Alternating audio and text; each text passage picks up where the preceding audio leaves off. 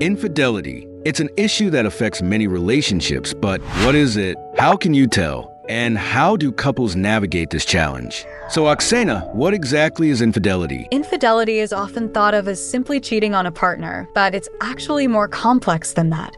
Traditionally, infidelity referred to sexual or romantic involvement outside of a committed relationship. However, in today's world, the definition has expanded. Now, we also consider emotional affairs, where a person forms a deep emotional bond with someone other than their partner. There's also online infidelity, which can involve sexting, inappropriate social media interactions, or even virtual relationships. It's important to note that the definition of infidelity can vary between couples. What one couple considers cheating might be acceptable to another. That's why open communication about boundaries is crucial in any relationship. So it's not just about physical cheating anymore. Infidelity is more common than many people realize. Studies suggest that about 20 to 25% of married men and 10 to 15% of married women engage in extramarital affairs. When we include emotional affairs and online infidelity, these numbers can be a lot higher. Why do people cheat? There's no single answer. Common reasons include a lack of emotional or physical intimacy in the primary relationship, personal insecurities, or simply opportunity. Sometimes it's a combination of factors. Risk factors for infidelity can include a history of cheating, lack of commitment to the relationship, or significant life stressors. However, it's important to remember that these are risk factors,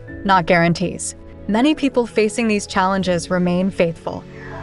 What are some signs that might indicate a partner is being unfaithful? While it's important not to jump to conclusions, there are certain behavioral changes that might indicate infidelity. These can include sudden changes in schedule or unexplained absences, increased secrecy around phone or computer use, emotional distance or changes in intimacy, defensive behavior when asked about their whereabouts, unexplained expenses or changes in financial habits. It's crucial to note that these signs don't always mean cheating is occurring. They could be symptoms of other issues like work stress or depression. That's why open communication is so important.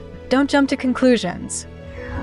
What should someone do if they suspect their partner is cheating? If you suspect infidelity, it's crucial to approach the situation with care and thoughtfulness. Jumping to conclusions or reacting impulsively can damage your relationship, even if your suspicions turn out to be unfounded. Let's break down some steps to consider. First and foremost, take time to gather your thoughts and process your emotions. It's completely natural to feel a whirlwind of hurt, anger, or betrayal. These emotions are valid, but acting on them in the heat of the moment can lead to regrettable actions or words.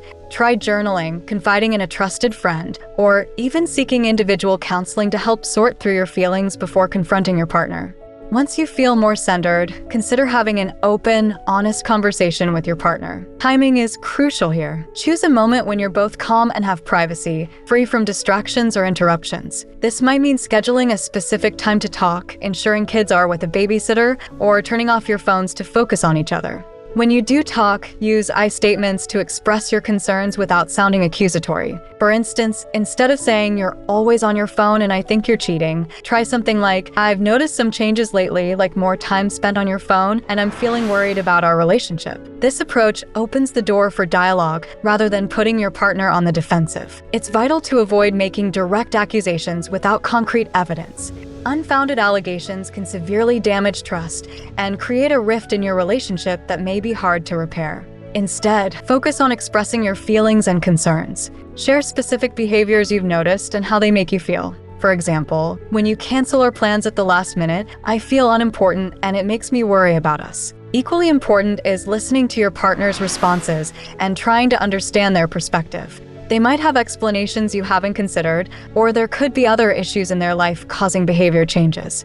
Practice active listening, repeat back what you've heard to ensure you're understanding correctly, and ask clarifying questions if needed. If your partner denies any wrongdoing but you still have strong suspicions, or if the conversation doesn't alleviate your concerns, it might be time to seek professional help. A couples therapist can provide a neutral ground for discussing these sensitive issues and offer tools for improving communication and trust. Alternatively, you might choose to see a therapist individually to work through your feelings and decide on your next steps. Remember, suspecting infidelity doesn't always mean it's occurring. By approaching the situation with care, open communication, and a willingness to listen, you give your relationship the best chance at addressing and resolving any underlying issues, whether infidelity is involved or not.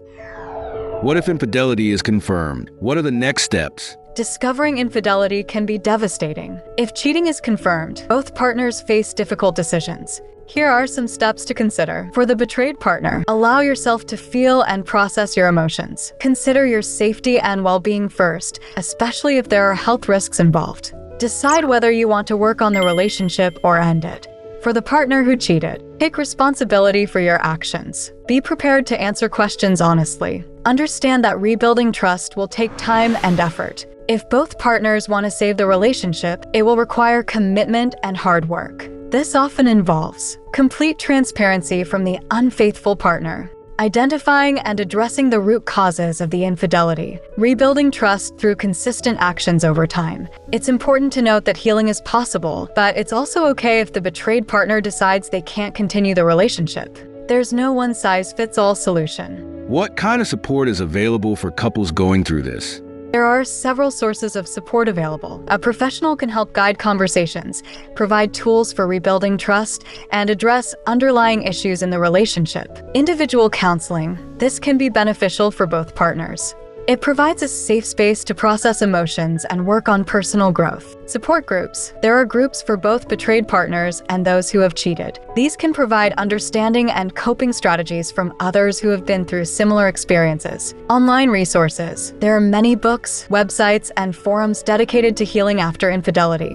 While these shouldn't replace professional help, they can provide additional support and information. Remember, healing from infidelity is a process that takes time. Whether a couple decides to stay together or separate, seeking support can help in navigating either decision. Now in a moment, YouTube's going to display their recommendation for another video our viewer may be interested in. So to wrap this up, what would be your key advice for anyone dealing with infidelity? Prioritize self-care and your emotional well-being. Communicate openly and honestly, even when it's difficult. Seek professional help. You don't have to navigate this alone. Remember that healing takes time. Use this as an opportunity for personal growth and self-reflection. Infidelity is a painful experience, but it doesn't have to define you or your future relationships. With time, support, and effort, it's possible to heal and move forward, whether that's together or apart. Thank you for those valuable insights. YouTube's suggested video you'll like is on screen now. We hope this discussion has provided helpful information for you.